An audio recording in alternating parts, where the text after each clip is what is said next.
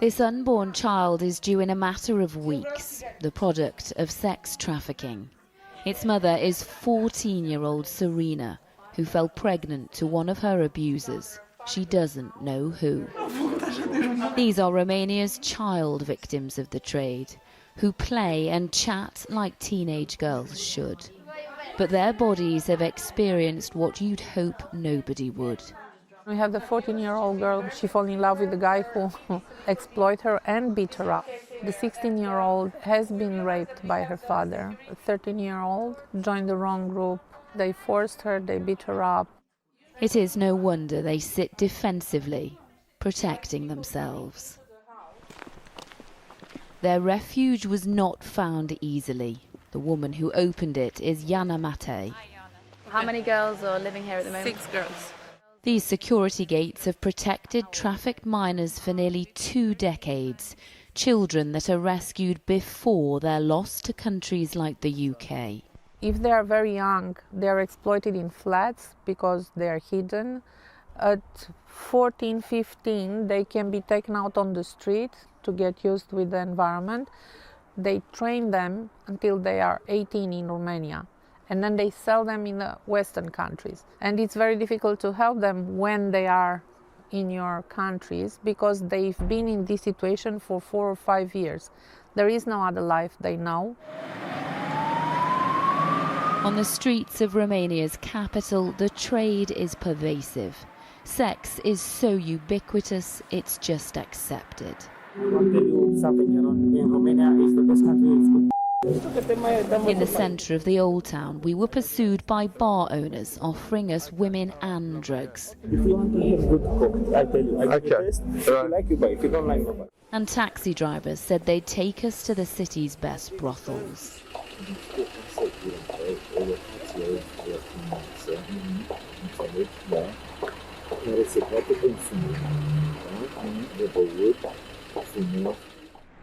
The trafficking of human beings from this country to the UK is prolific. It's the promised land that's closer to our country. Ioana Sandescu works for a Romanian anti-trafficking organisation.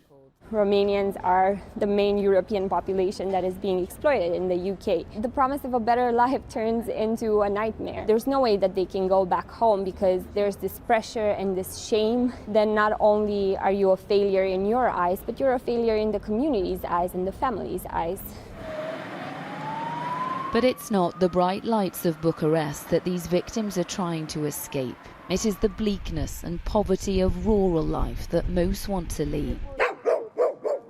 This is Craiova in the southwest, a traditional town, a target for traffickers, where life is hard. This woman supports a family of 5 on just £90 a month.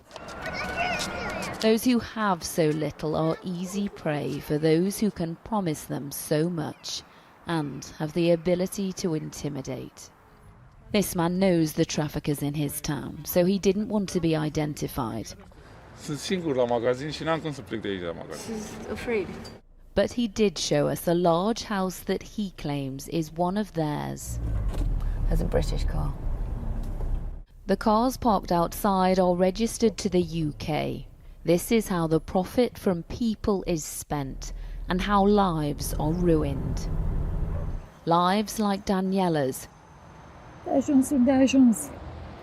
miss my child. I gave birth to her. I raised her. She believes her daughter was trafficked by a man she was told was her boyfriend. Daniela originally thought she was taken to England, but now knows she works in Germany and is addicted to drugs. When the police first told me she was doing prostitution, I just fell to my knees. She would have never done that on her own if she wasn't forced to do it. My husband, he works in Spain, but he comes home every 3 months and we go looking for her. They will not stop searching for her. She vanished from her home 6 years ago. Human trafficking thrives where people lack opportunities and the rule of law is weak. And when the balance between risk and reward tips in favour of the trafficker, the vulnerable become more vulnerable. Last year, lawmakers here jailed less than half the traffickers they prosecuted. The corridors of power lacking the ability to convict. Those at the top see it differently. We try to do our best, legally speaking, but you need two for the tango. The receiving markets, the receiving countries have to do their own job. Lucian Romașcanu is part of the parliamentary group against human trafficking. Do you believe in your legal system, your justice system, that it's doing enough? You never can say that it's enough.